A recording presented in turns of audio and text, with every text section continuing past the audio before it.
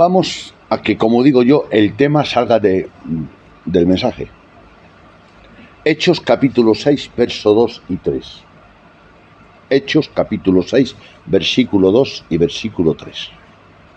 Entonces los 12 convocaron a la multitud de los discípulos y dijeron: no es justo que nosotros dejemos la palabra de Dios para servir a las mesas.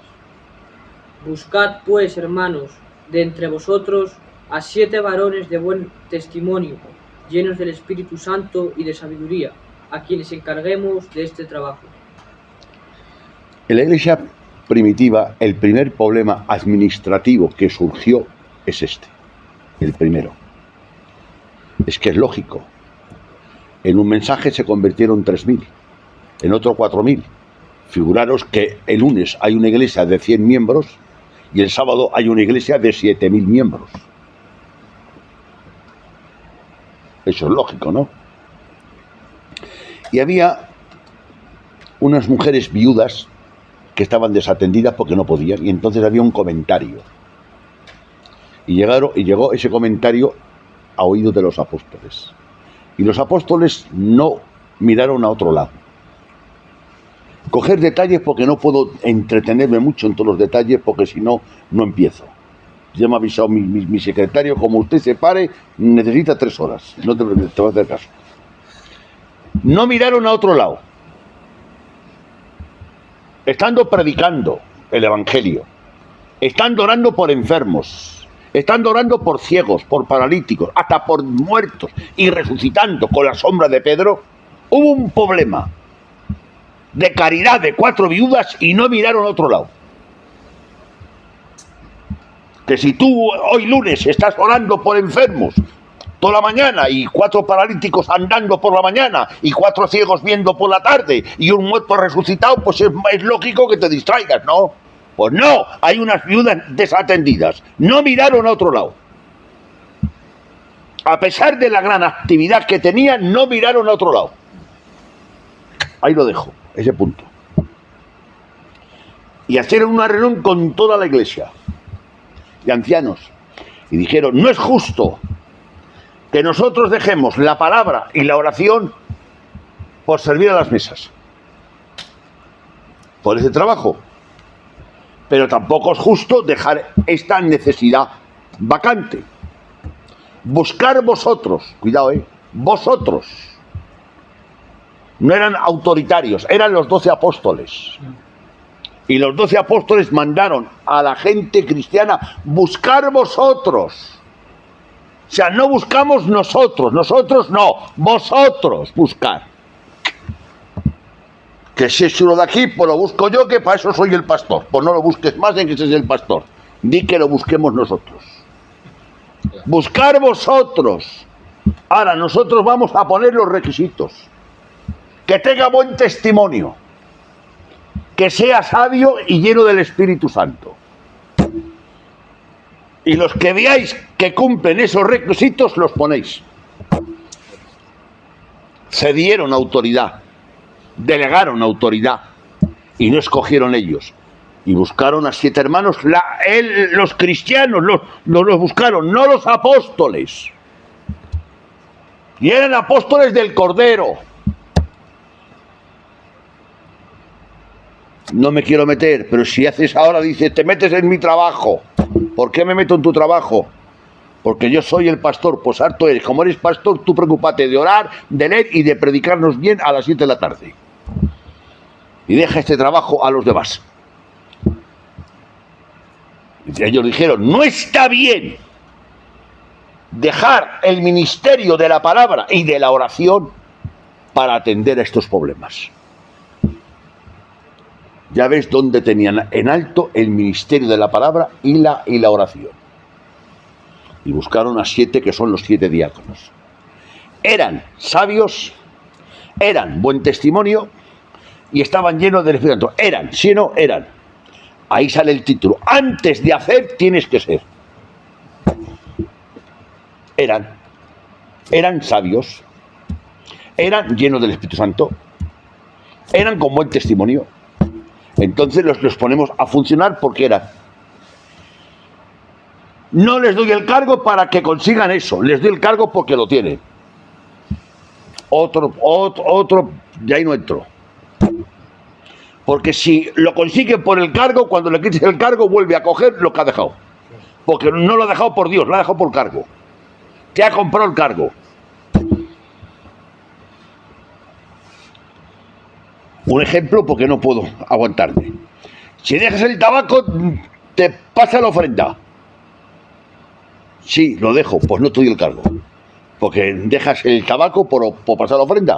No, déjalo por Dios. Y luego, si Dios quiere, pasa la ofrenda. ¿No te parece que Dios es más importante que pasar la ofrenda? No intentes comprar los cargos con quitaros los vicios. Pero algunos ponen en venta los cargos. Si te quitas de esto, de esto y de esto y de esto, te pongo en el coro, ¿sí o no? Pues se ha puesto en el coro porque se la ha quitado. Mira, hermano, me has dicho esto, sí, pues ya me lo he quitado. Te ha comprado el cargo, se lo has puesto en venta, hermano, el cargo. Y ella te la ha comprado.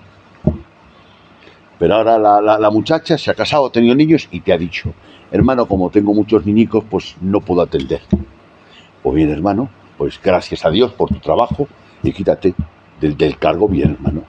Y se ha quitado, pero no es el problema, no es que se ha quitado, es que llega cierto hombre de Dios y pregunta por ella, oye, ¿y la hermana fulana? ¡Oh, era una maravilla! Era, ya no es lo que era. Desde que dejó el cargo ha descendido. Apenas la vemos por culto. O sea, la hermanita que tenía tan buen testimonio durante 10 años, ahora dice la iglesia que apenas la ven por el culto. Era, ya no es. Claro, te compró el cargo, se lo vendiste, dejó el cargo y a poco fue lo que era ella.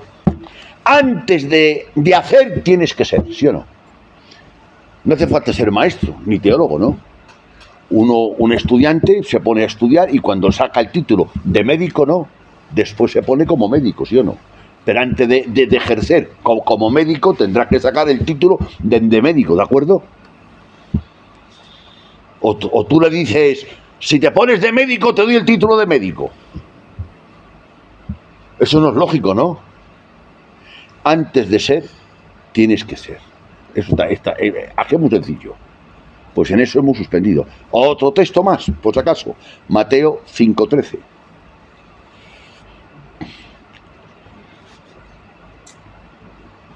Vosotros sois la sal de la tierra, pero si la sal se desvaneciere, ¿con qué será salada?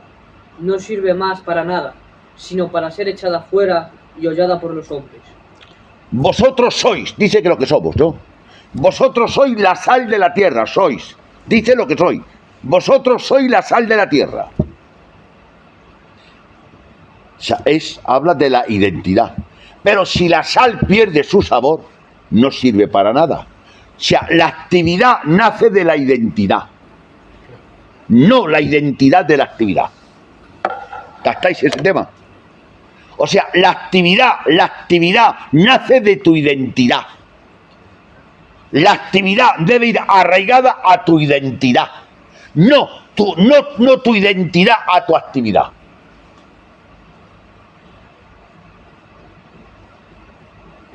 Vosotros sois la sal de la tierra. Sois. No dice que hagamos la función de la sal, no dice eso. Eso lo dices tú. No, él dice que soy la sal de la tierra. Y si la sal pierde su identidad, su sabor, no sirve para nada. O sea, si pierdes tu identidad, no es que sirvas poco. No. Es que no sirves para nada. ¿Y quién lo ha dicho eso? Jesucristo. Si no estás de acuerdo, se lo preguntas a él. Jesucristo ha dicho que si no tienes una identidad cristiana, me refiero, claro, no sirves para nada. ¿De acuerdo?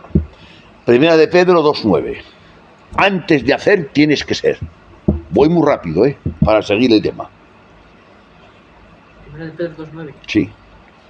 Mas vosotros sois linaje escogido. Sois. Sigue. Sois linaje escogido, real sacerdocio, nación santa, pueblo adquirido por Dios, para que anunciéis las virtudes de aquel que os llama de las tinieblas a su luz admirable. Para que anunciéis. Pero primero dice que sois, ¿no? Sois. Primero somos. Y luego es lo que tenemos que hacer. Son dos cosas distintas, ¿de acuerdo? Entonces queda claro que antes de hacer tienes que ser. ¿Estamos de acuerdo? Lo he mostrado con Hechos, con Mateo y con Primera de Pedro. Hay muchos textos para mostrarlo, ¿eh? Pero ¿para qué seguir? Ya está mostrado, ¿no? Seguimos ahora. Esto sí es importante. Aunque predicamos para la edificación de los creyentes, o eso debíamos hacer por lo menos, aunque predicamos para la edificación de los creyentes y la salvación de los perdidos, hay una sola persona en el auditorio que debe estar de acuerdo con nuestra predicación, el cual es Cristo. Si consigues edificar a la iglesia tanto que te tocan las palmas y te piden de pastor y no está de acuerdo Dios con tu mensaje, ¿qué adelantas?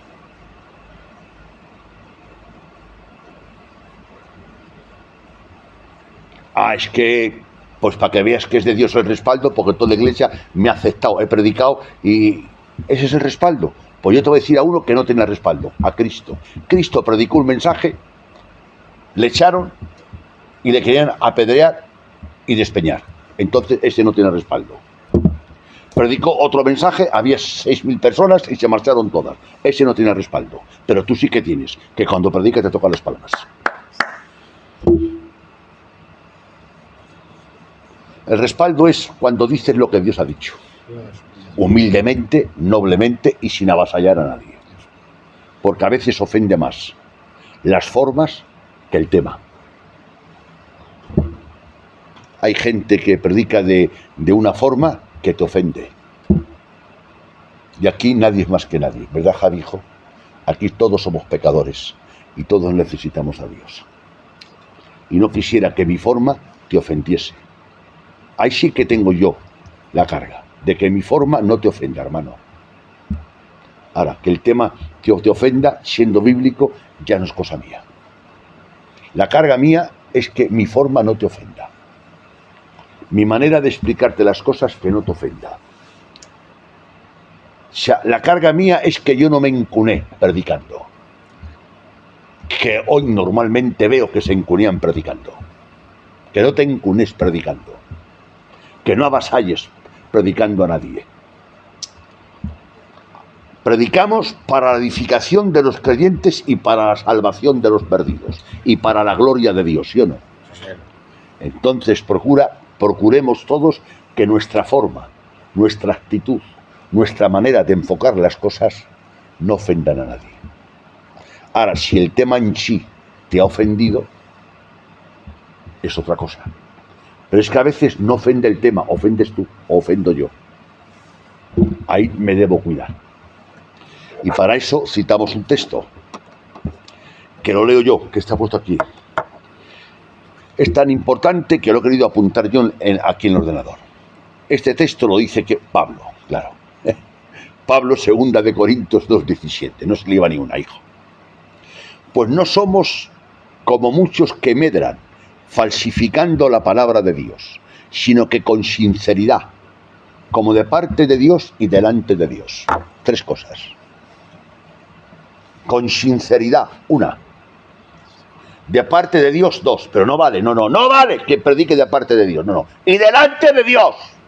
De parte de Dios y delante de Dios, delante de Dios y de parte de Dios. Y con sinceridad. 3 requisitos que me dice Pablo a mí. Inspirado por Dios.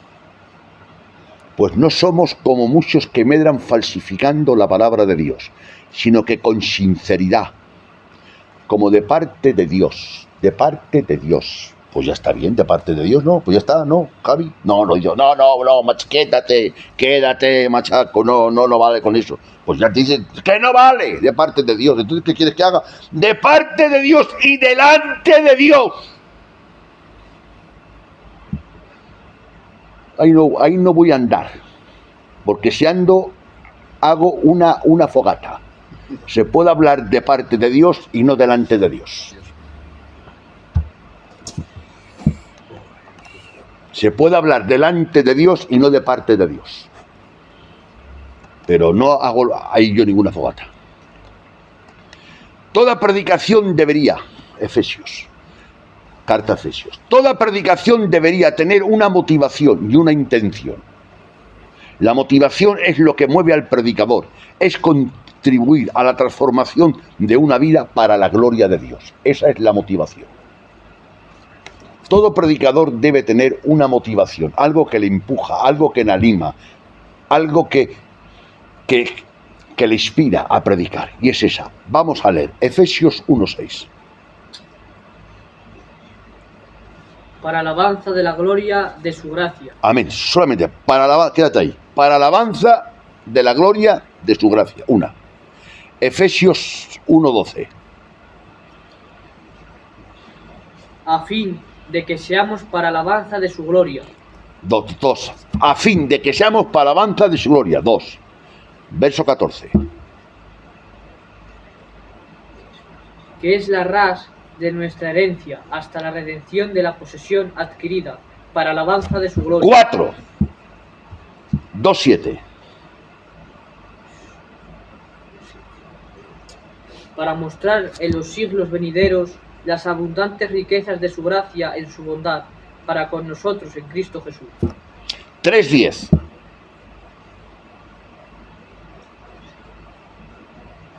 Para que la multiforme sabiduría de Dios sea ahora dada a conocer por medio de la Iglesia a los principados y potestades. Esos son los motivos que Pablo da. Que prediques para su gloria. Y que todo lo que hagas sea para su gloria. Predicar, ofrendar, cantar, ayudar a un hermanico, sea para su gloria. Buscando su gloria.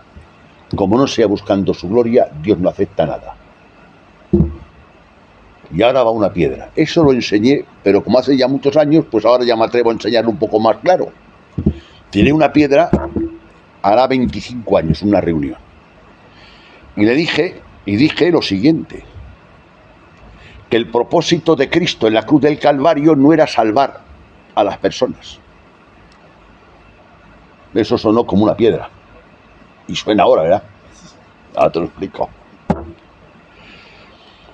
Es que Dios manifestó sus atributos de sabiduría, de poder y de gloria en la creación, ¿sí o no? Pero cuando pecó Lucifer y los ángeles, no manifestó su gracia, porque no les perdonó, les condenó, ¿sí o no? Había un atributo sin manifestar, su gracia. Y Dios permitió la caída, no la mandó, la permitió, la caída del hombre para manifestar su gracia. El motivo que Dios te salva es para manifestar su gracia. Eres el medio, no el fin. ¿O qué pensabas? ¿Que eras el fin? O sea, que te crees tan importante que tú dices, ¿qué va, hombre? Tú no vales tanto para que seas el fin, coche Javi. Y es hora que te lo digan, ¿cómo vas a valer tanto? Yo no puedo valer tanto para que sea el fin. No, el fin es la gloria de Dios. O sea, cada salvo es un trofeo de la gracia de Dios, ¿sí o no? Cada salvo es una manifestación de la gracia de Dios. Cada salvo es un milagro de Dios. ¿Queréis más milagro que el mío, que yo merecía irme al infierno porque soy un pecador malo y Dios por su gracia me limpia y por fe hasta voy al cielo? Date cuenta. ¿Queréis más milagro que ese? O sea, cada salvo es la manifestación de su gracia. Para manifestar, y lo dice Pablo 1, 2, 3, 4, 5, 6, 7 veces. Es que Pablo no tenía fraseología como yo y tenía que repetir las cosas. Me parece a mí que Pablo tenía fraseología para no repetir en un mensaje 7 veces lo mismo, ¿verdad? Pues si Pablo, inspirado por Dios, nos repite, os he salvado para la gloria de Dios. Te he creado para la gloria de Dios. Y estoy contigo para la gloria de Dios. Y por medio de ti quiero manifestar mi gloria. Madre mía, que sí, que yo a través de ti quiero manifestar mi gloria. Que me vean a mí en ti. Eso es más que salvación todavía, ¿no? Un día lo dije, pero a lo mejor otro día lo voy a predicar. La definición de la salvación. Algunos piensan que la definición de la salvación es tener comunión con Dios. Eso es. ¿O quieres más salvación que esa? Tener comunión con Dios, contacto con Dios y relación con Dios y estar donde Dios vive. O sea que Dios me ha salvado para manifestar la gloria de Él, la misericordia. Por eso los ángeles anhelan, y cuando ven a uno, a un perdido que viene a los pies de Cristo, se conmueve el cielo. Un miserable que se ha salvado. Un trozo de leña del infierno que ha salido. O sea que el fin no es la salvación, el fin es la gloria de Dios. Voy más allá.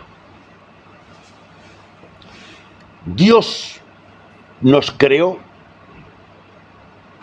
para que seamos teocéntricos. Teo es Dios, bíblicamente. Cristo nos salvó para que seamos cristocéntricos, ¿sí o no? Y yo, en vez de ser teocéntrico y cristocéntrico, soy egocéntrico. Estoy quebrantando el propósito por el cual Dios me ha creado y el propósito por el cual Dios me ha salvado. Las dos columnas. Entonces, ¿para qué sirvo? Para una cosa, para que me eche al infierno. Si estoy rompiendo los dos motivos claves, o sea, yo te creo para mi gloria y te salvo para mi gloria, y tú quebrantas el motivo por el cual te he creado y el motivo por el cual te he salvado. Al contenedor. No hay otra. Porque estás quebrantando las dos raíces. No estás quebrantando una rama ni una hoja, estás quebrantando la raíz. Dios nos creó para que seamos teocéntricos, ¿no? Que el centro sea Dios, ¿de acuerdo? Y Cristo nos salvó para que seamos cristocéntricos. Y en vez de ser cristocéntricos y teocéntricos, soy egocéntrico. A ser egocéntrico estoy rompiendo el motivo por el cual Dios me creó y el motivo por el cual Dios me salvó. Entonces, ¿qué planes vamos a hacer con una persona que quebranta el motivo por el cual Dios le creó y quebranta el motivo por el cual Dios le salvó? Tú haz planes con él, yo no tengo ningún plan para él. No me entretengo ahí, sigo, porque si no, no termino, porque no he empezado. Por tanto, el propósito de Dios de salvar al hombre va más allá del hombre. Esa es gorda.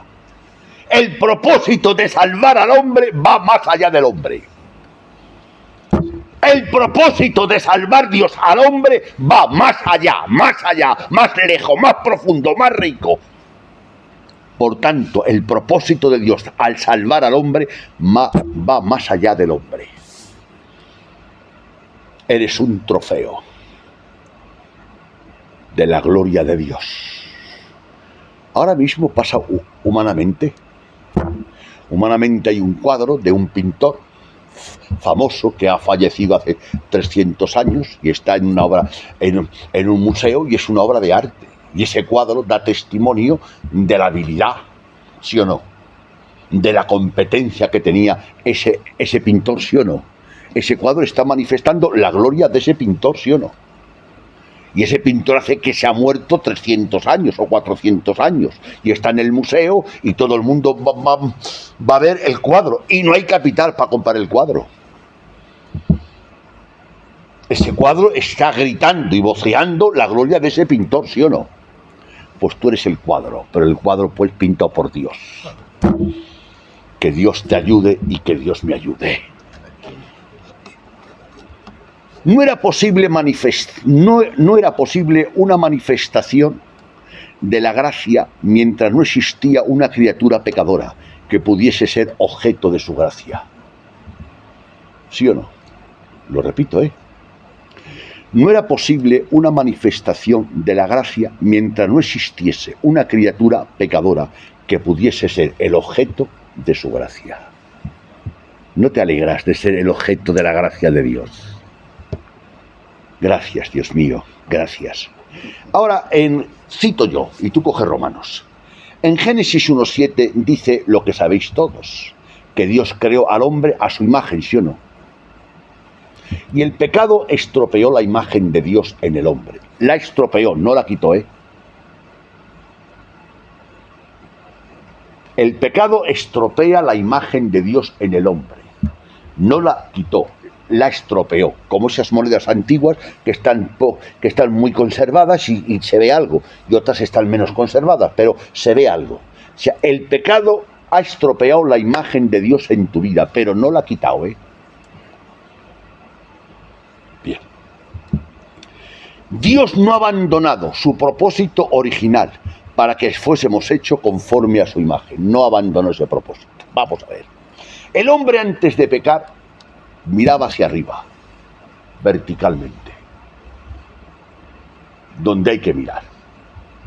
Y a pecar, ahora mira horizontalmente.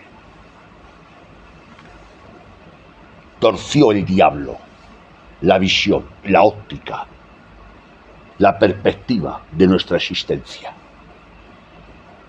Mirábamos hacia arriba y cuando pequemos, miremos horizontal. En vez de mirar verticalmente hacia arriba, miramos horizontal. Romanos 8:29.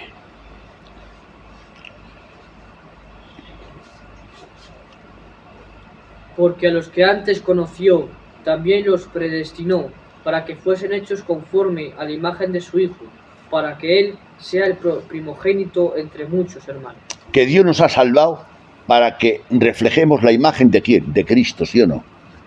Y la imagen de Cristo son los frutos del Espíritu Santo, ¿de acuerdo, no? Los frutos del Espíritu Santo es la imagen de Cristo en nuestra vida. Colosenses 1:15.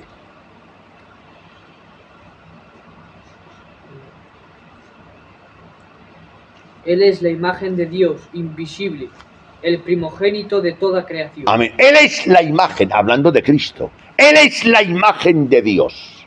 ¿Quién es la imagen de Dios ahora perfecta? Cristo, ¿sí o no? ¿Os dais cuenta cómo Dios no ha abandonado su propósito original? Que era manifestar la imagen. Y el diablo estropeó la imagen en el hombre. Pero vino, Juan 1:18, pero vino Dios. Madre mía. Dios, sí, vino Dios, la segunda persona de la Trinidad. Y dice Juan 1, en el principio era el verbo era con Dios, y el verbo era Dios. Y aquel verbo fue hecho carne, y habitó entre nosotros, y vimos su gloria. Gloria como la del unigénito del Padre, lleno de gracia y de verdad. Y ahora el 18. A Dios nadie le vio jamás. El unigénito Hijo, que está en el seno del Padre, Él le ha dado a conocer. Amén. Y entonces Cristo ha manifestado, ¿sí o no? Si quieres saber quién es, cómo es Dios, estudia a Cristo. Si quieres saber lo que a Dios le agrada, imita a Cristo. Y en Juan 1:18 dice, y Él es la imagen. Dios es invisible porque es espíritu, ¿sí o no? La tarea del Hijo es que al Dios invisible lo hizo visible. Por eso el apóstol Juan en capítulo 1 de la carta de Juan dice, lo que hemos oído, 1, el oído, lo que hemos visto, 2, el ojo, lo que hemos contemplado, lo que hemos palpado tocante al verbo de vida, que es Cristo, hablando de la encarnación de Cristo en la carta. Dios ha manifestado.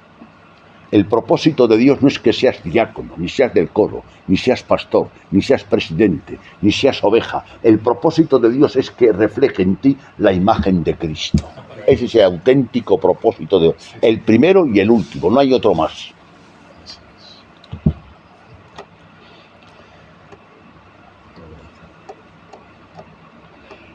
Lamentablemente, servir antes de estar listo no solo nos puede llevar al error, sino también a la deformación del carácter, cuando uno se enorgullece. Lamentablemente, servir antes de estar listo nos puede llevar al error, sino también a la deformación del carácter.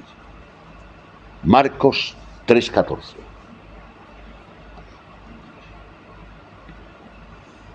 Y estableció a 12 para que estuviesen con él y para enviarlos a predicar. 2 palabras. Para que estuviesen con él y para enviarlos. ¿No dice eso? Número 1, ¿para qué era? Para que estuviesen con él. Y número 2, para enviarle. Pero es que tú antes de estar con él ya quieres ir.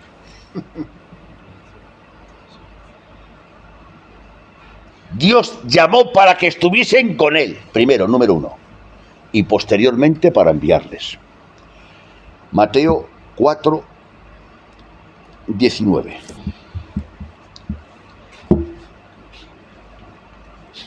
Y les dijo: venid en pos de mí, y os haré pescadores de hombres. Amén. La tarea mía es ir en pos de Él, ¿sí o no? Y la tarea de Él es hacerme pescador. La tarea mía no es hacerme pescador, como tú te has hecho pescador. Que al río revuelto, ganancia de pescadores. Ahí no hablo más ya. Hay una bancate, aquí me cuelo yo. Y como aquí en esta iglesia no me ha levantado, me voy a otra. Dios te ha llamado para que le sigas y posteriormente para hacerte pescador. No, vamos a leerlo otra vez. Mateo 4:19. Vamos a leerlo, pero a ver si atiendes este versículo. Es tan sencillo que nadie se ha enterado. Y les dijo: venid en pos de mí, y os haré pescadores de hombres. Tiempo presente, venid en pos de mí. Entonces eso, Javi, tiempo presente y tiempo futuro. Os haré. Pero una cosa es el futuro y otra cosa es el presente, ¿no? Pero es que tú sin tener futuro ya quieres tener presente. O sin tener presente ya quieres tener futuro. Venid en pos. La tarea tuya es seguir a Cristo. Y la mía. Y la tarea de Cristo es hacerte pescador. No que te hagas tú pescador, que te haga Dios pescador. Y en Timoteo 3:6, primera de Timoteo, y ya salto. No puedo entretenerme, pero aquí hay mucho material, pero no me entretengo. Voy a hacer caso a mi secretario que me ha avisado. No un neófito, no sea que envaneciéndose caiga en la condenación del diablo. ¡Ahí tengo miedo yo! Ahora, con el internet. Pido por favor, y antes de hablar esta palabra, pido disculpas y perdón. En internet yo escucho a teólogos muy buenos, hermanos, que me están enseñando y me están ayudando mucho. Repito, en internet yo escucho a teólogos muy buenos, que me están enseñando mucho y me están ayudando mucho. Y doy gracias, Javi, por ellos. Y cuando voy a predicar un pasaje, a veces mañana, pues lo pincho a ver si lo ha predicado Suje Michelén o Miguel Núñez, porque ellos, teniendo una gracia que han recibido mayor que la mía, me pueden enseñar. ¿De acuerdo? O sea que yo acepto. Y me están enseñando. Hace unos días mismo a este niño le he dicho: pídeme este libro, ¿verdad, hijo? De un teólogo. Si alguno copia, soy yo. Intento aprender del que sabe más que yo. ¿Sabes por qué? Porque yo sé que no sé. Yo sé que no sé. Es una ventaja eso muy grande que tengo, ¿sabes? Que yo sé que no sé. Entonces, antes, estudiando, un obrero iba estudiando, orando, indagando, buscando, y al año crecía en su mensaje. Y le veías un crecimiento armonioso. Pero ahora pincha y escucha un mensaje de Suje Michelén. Lo pincha y lo copia y lo da. Claro, Suje Michelén hoy es el mejor predicador, creo, de España o del mundo. Predicas a un nivel que no es el tuyo. Pero bueno, si lo haces una vez no pasa nada. Pero es que mañana pinchas y escuchas a otro teólogo. Y pensamos que tienes un nivel pues muy grande. Resulta, nos enteramos que te han cortado la luz por falta de pago. Que no eres tan rico como eres, como pensamos o nos han hecho ver. Está bien, y yo repito, yo uso internet. Y uso a los hermanos para que me enseñen. Y de un mensajico tengo 4 datos y escucho a Miguel Núñez, que es una maravilla, o a Suje Michelén, que es una maravilla, Javi, que ha recibido una gracia de Dios maravillosa. Y escuchando el mensajico de él, pues oigo 4 palabricas que las dice mejor que yo, porque sabe más que yo. Y como sabe más que yo, pues lo digo en público, sabe más que yo Suje Michelén. Y entonces quito una palabra mía y pongo una palabra de él. Decoro mi mensaje. Enriquezo mi mensaje, pero el mensaje era mío, hermano, y el que tú has dado no es tuyo. Entonces, claro, nos confundes. al mes o a los 6 meses que llevas de candidato, debemos dar unos mensajes que ancianos de la obra con 40 años no los dan. Claro, y deducimos que sabes mucho y has crecido mucho. Y no, es que has copiado 25 o 30 mensajes y has predicado a ese nivel, un nivel que tú no lo tienes y que a lo mejor de aquí 10 años lo tendrás. No cambia. Y yo pongo un ejemplo y con esto salto, porque si no me entretengo mucho. Se lo dije a un hermano. Yo a veces, pues como persona, como tú, pues he ido cortico de dinero. He ido a emplear. Y sobre todo antes, cuando me dedicaba a pronto moda, que hacía falta mucho dinero, vivía yo en Benavente entonces y tenía familiares míos que tenían. ¿Dónde vas, machaco? Y decía yo a un tío mío, que en paz descanse, tío, me voy a emplear mañanica. Pásate por casa, hijo. ¿Qué llevas? Pues a lo mejor llevaba 2.000 euros. Toma, hijo, esto, 2.000 euros más, para que vayas más desahogado. Y yo iba a Madrid y empleaba 4.000 euros. 2.000 eran míos y 2.000 eran de mi tío. Trabajaba 4 o 6 días, 8, y lo antes posible se lo pagaba. Pero 2.000 eran míos. Los 4.000 no eran prestados, eran míos 2.000. Que esos 2.000 me ha costado 56 años estudiando para conseguir esos 2.000. ¿Me explico? ¿No veis una diferencia? Pero cogerlo con la nobleza que lo digo, hermanos, y salto, para que no haya un malentendido. Eclesiastes capítulo 3, verso 1 y 2. Todo tiene su tiempo, y todo lo que se quiere debajo del cielo tiene su hora. Tiempo de nacer y tiempo de morir, tiempo de plantar y tiempo Amén. de arrancar los plantados. Todo tiene su tiempo. Aquí este texto, algunos hermanos lo han predicado que hay que administrar bien el tiempo. Es verdad que hay que administrar bien el tiempo, pero ahí no se refiere a eso. Porque dice que hay tiempo de nacer y tiempo de morir. Yo no he escogido el tiempo que he nacido ni el tiempo que voy a morir, ¿sí o no? Ahí nos habla de la soberanía de Dios, no del tiempo. Hay tiempo de nacer y tiempo de morir. Yo no sé, yo no sabía, yo no he colaborado en el día que yo he nacido, ¿verdad? Y yo no sé en el día que voy a morir. Entonces ahí nos habla de la soberanía de Dios. Bendecido sea Dios, que todo tiene su tiempo. Alabanzas al Todopoderoso. Todo tiene su tiempo, hermanos.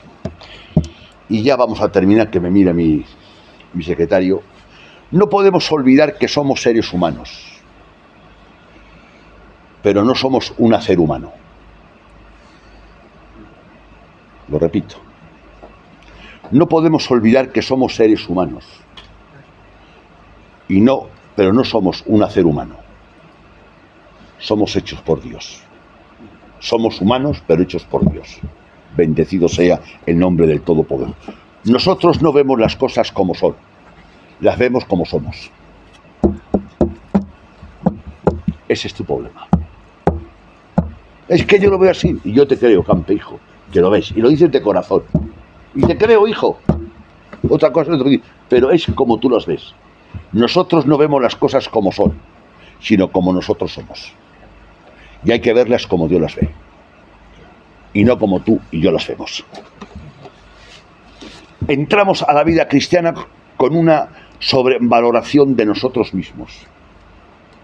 Y llegamos a la vida cristiana con una visión mundanal. Nos creemos muy importantes. Si a lo mejor pertenecíamos a una familia importante o económicamente éramos importantes, no somos tan importantes, somos pecadores necesitados de Dios, ¿de acuerdo? Creemos que valemos más que lo que valemos en realidad. Eso va por mí y por ti. Creemos todos que valemos más que lo que valemos en realidad. Somos pecadores. Necesitamos una idea más grande de lo que es Dios y una idea más pequeña de lo que soy yo. Ahí se puede meter la palabra Mateo 5:3. Bienaventurados los pobres en espíritu. Y ser pobre en espíritu es reconocer la grandeza de Dios, la pequeñez mía y actuar en consecuencia. Bendecido sea el nombre del Señor. La razón por la que pecamos es porque anhelamos la aprobación de las personas y tenemos miedo a su rechazo. Ahí lo cito, pero no lo hablo. Una razón por la que pecamos, una de ellas, hay muchas, una razón por la que pecamos es porque anhelamos la aprobación de las personas o tenemos miedo de su rechazo. Pero Pablo en Gálatas 1:10 dijo, si todavía agradara a los hombres, ¿qué pasa, Pablo? No sería siervo del Señor. Ya metió el juicio bastante fuerte. Si todavía, Gálatas 1:10, si todavía agradase a los hombres o intentara buscar agradar a los hombres, no sería siervo del Señor. Eso dijo Pablo, inspirado por el Espíritu Santo. Con esto termino, hermanos. La voluntad ahora no tiene a Dios como su fin es la misma voluntad. Es el problema. La voluntad ahora no tiene a Dios como fin. El fin es la propia voluntad. Y antes de pecar, el hombre tenía la voluntad como fin a Dios. Pero desde que hemos pecado en Adán, nuestra voluntad no tiene a Dios como fin. El fin es la propia voluntad. Hasta aquí llegamos y otro día, si lo permite Dios, seguimos porque no hemos llegado ni a la mitad. Pero hasta aquí hemos llegado. Y solamente os pido, si alguna frase, alguna persona, mi forma de decirlo ha ofendido, les pido disculpas. La intención mía no es esa. El Señor me tiene que enseñar tantas cosas, hermanos. Y os va a decir la última cosa que me ha enseñado, y la digo rápidamente. Dios me ha dicho, hablas de mí mucho a la gente, sí. Y hablas contigo mucho, sí. Conmigo yo hablo mucho, ¿eh? Es con el que más hablo, conmigo mismo. Sí. Pero hablas conmigo poco. Sí. Habla menos de mí y habla más conmigo. Y tu mensaje tendrá más fuerza.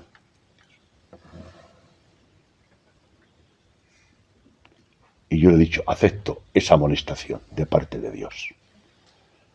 Habla más, habla menos de mí a la gente, habla menos contigo mismo y habla más conmigo. O sea, ¿quién es más importante? ¿La gente, tú o yo? Digo tú. Entonces, ¿por qué me dejas a mí, al importante, el último? Hablar mucho de Dios es bueno, pero no es menos bueno hablar con Dios. Y el que habla con los hombres, si antes hablas con Dios mucho, se nota que has hablado con Dios antes de hablar con los hombres. Que Dios os bendiga y os guarde. Amén.